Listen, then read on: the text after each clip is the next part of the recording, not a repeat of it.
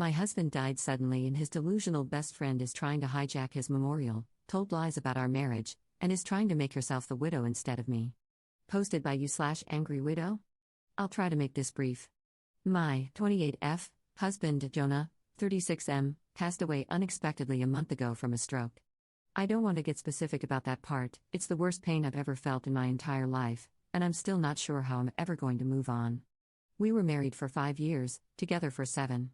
For the past 2 years, we've been trying for a baby, but we're just getting to the point of considering IVF when he died.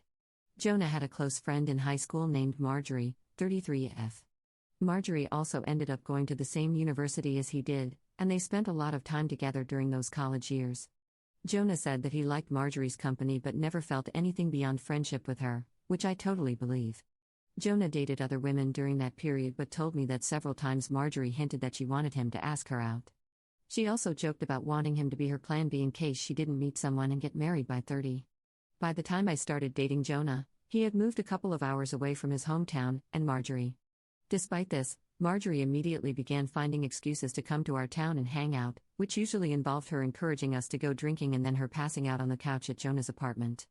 I didn't mind her for the most part, but she had a habit of saying things like, "You know you ruined our marriage pact, haha," and pointing out all the things that she knew about him, like what he took in his coffee, his favorite bands, etc.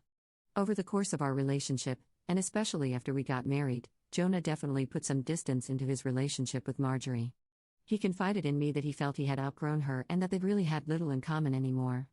He stopped responding to her invitations to hang out as often, though he would occasionally call to catch up out of guilt, especially when she would text him or leave messages saying she was so sad he was ignoring her and the like. But now he's gone. I had him cremated, like he wanted. We haven't done the memorial service yet. It was too hard for me to even imagine the first couple of weeks, and I also wanted to give time for some out-of-state people to make travel plans. The memorial is this weekend.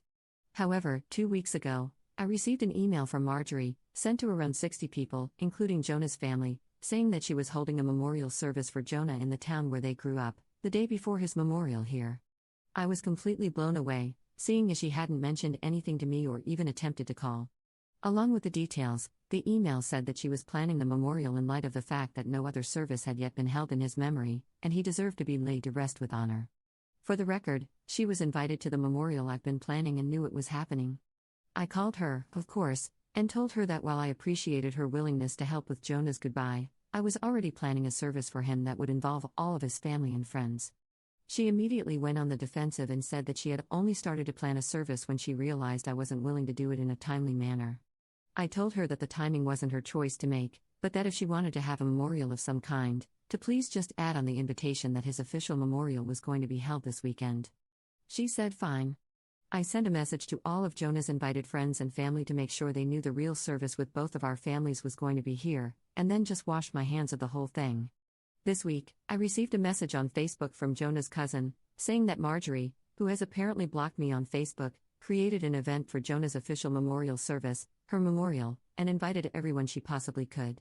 I've been getting blown up with emails asking which day the memorial is and where. I'm honestly furious. I don't have the emotional energy to deal with this. I ended up putting a post up on my wall, reiterating the date of his service here and asking people to please share it. Thankfully, I think the older members of the family don't use Facebook or email very often, so most of them haven't been confused, but a lot of people now think that Marjorie's service is the real one. I called Marjorie again, asking her to add an addendum to her event saying that his actual memorial was going to be here. She told me that Jonah would have wanted it this way and that if I couldn't appreciate her efforts, I wasn't invited to say goodbye to Jonah. I told her that was fine, seeing as I'd already said goodbye to Jonah when I held him as he died. She hung up. Apparently, she's now spreading information to her mutual friends with Jonah, saying that he was planning on leaving me because I wasn't able to conceive. She also said that we had approached her to carry a baby for us, all absolute lies. His cousin sent me a screenshot of a text where she said that Jonah always thought we would have the cutest baby together and that Op doesn't understand how much he wants children. I'm at a loss as to what to do. I don't care what she says about me, but she's now tarnishing my husband's memory, especially by saying that he wanted a divorce. Jonah would never have left me, and anyone who knows him at all knows that we were committed to each other above all else. I need to figure out how to tell this woman to FCK off without encouraging her to spread more lies. And I also want to just forget the whole thing and crawl in bed and never get up again. Help me, please. Top/relevant comments. Commenter. I'm so sorry for your loss. I can't imagine the pain you must be in right now. Marjorie sounds completely insane and malicious. If I were in your shoes, I'd be very tempted to go scorched earth on her, but that wouldn't be the most constructive approach here. So here's what I'd do instead. Send an email to all of the guests you've invited to attend the actual memorial service stating, just to reiterate, the service will be held at X location on Y date. Do not mention Marjorie, her lies, or the second service. Contact the funeral home and see what can be done to pull the plug on Marjorie's service. Delete and block this woman on all forms of social media, email, your phone, everywhere. Content yourself with the knowledge that if any of Jonah's and Marjorie's mutual friends have half a brain, they'll understand she's out of her mind or at least being outrageously inappropriate. Update 2 days later.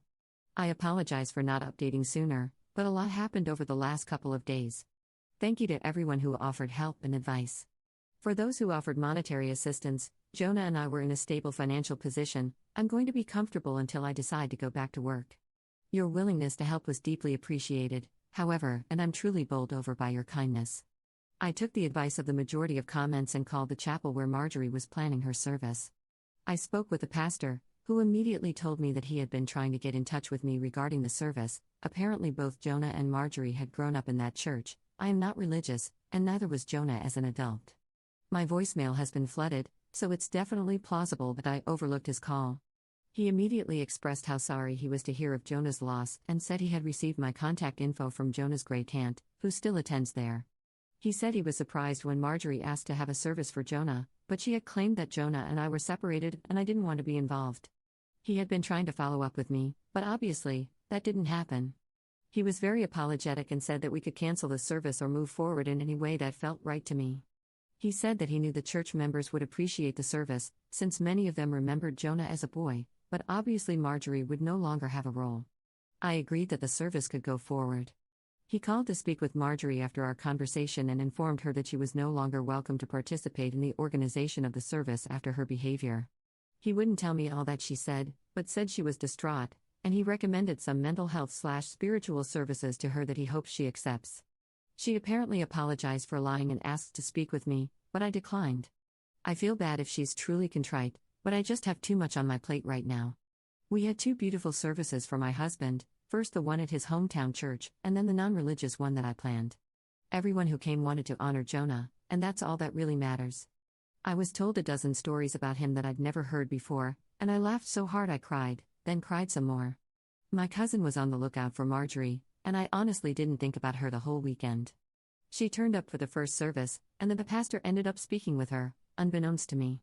My cousin says he was sympathetic but firm and told her that her presence there would be inappropriate. Surprisingly, she left without fuss. I'm still not sure this situation is entirely resolved, but I got to lay my husband to rest in the way he deserved, and that's the most important thing to me right now. Thanks, everyone, for your support. Top/relevant comments. Commenter. I'm glad the pastor is such an awesome, compassionate person, and that you were able to memorialize your husband with people who cared about him. Ops response. I definitely expressed my heartfelt appreciation to him.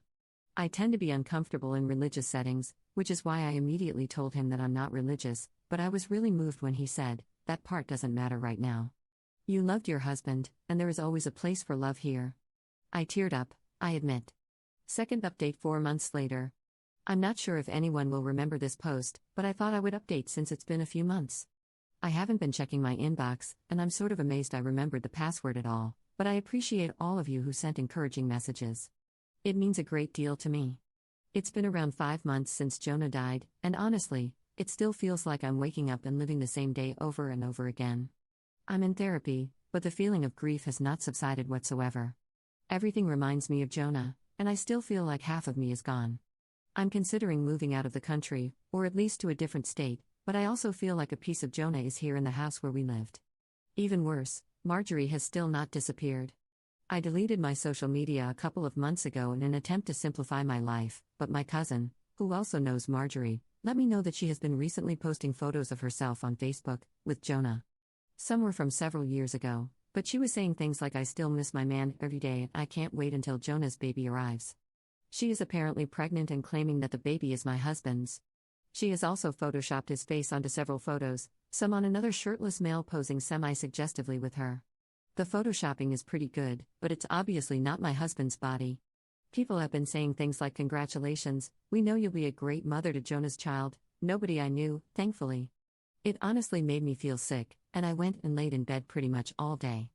I hate that she is getting to me like this, but I can't stand the thought that she's claiming my husband was unfaithful to me, and that people are believing it. One bright note is Marjorie's brother, who also knew Jonah. On one of her recent posts, he commented, "WTF Marjorie? I spoke to Jonah like 2 weeks before he died and he said he was trying for a baby with Op. You guys were just friends. This is effed up and you know it." The post was deleted a couple of hours later. I don't know what to do anymore. I don't have the energy to battle with this woman, but I'm infuriated and hurt by this blatantly disrespectful pack of lies that she's spreading.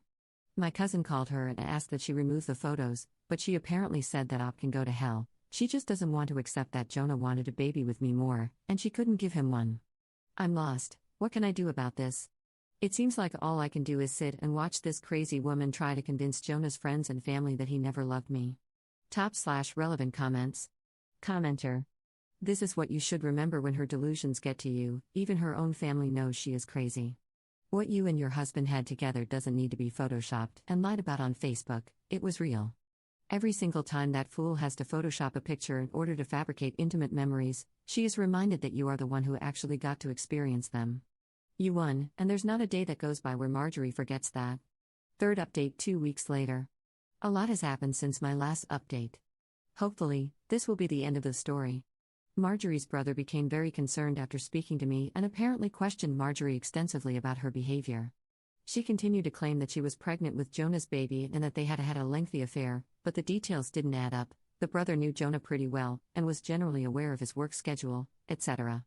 She said they were meeting at a hotel at lunchtime 3 days a week, but he knew that Jonah came home for lunch with me every day. Stuff like that. He went home late that night to sleep on it. After he went home, Marjorie came over to see me at 3 a.m. She started screaming at me to come outside, saying that I had ruined her relationship with Jonah and how happy they were before me, etc. I called the police and her brother, who both arrived around the same time. She pushed the police officer who tried to ask her what was going on and was immediately arrested. I felt bad for her brother, but he just apologized to me repeatedly. Marjorie yelled expletives and tried to demand special treatment because the police were apparently hurting her baby by keeping her in the car. I gave a statement, and they left. Not exactly sure what happened after, but her brother says she is now under psychiatric evaluation and is apparently struggling with a mental disorder that he wouldn't name. She has apparently not taken her meds in 2 years. I didn't ask for details, but it seems she is going to get some help. I'm not pressing any sort of charges. Her brother also linked me to his post on social media, where he made it very clear that Marjorie has been having some difficulties, and absolutely none of what she said about Jonah is true. I'm glad this seems to be over, but I've decided I need a fresh start no matter what. I'm looking for a job out of state, and I'll be doing my best to leave my life with Jonah behind. Thank you all for your help and encouragement. Top/relevant comments. Commenter. This is the best update possible.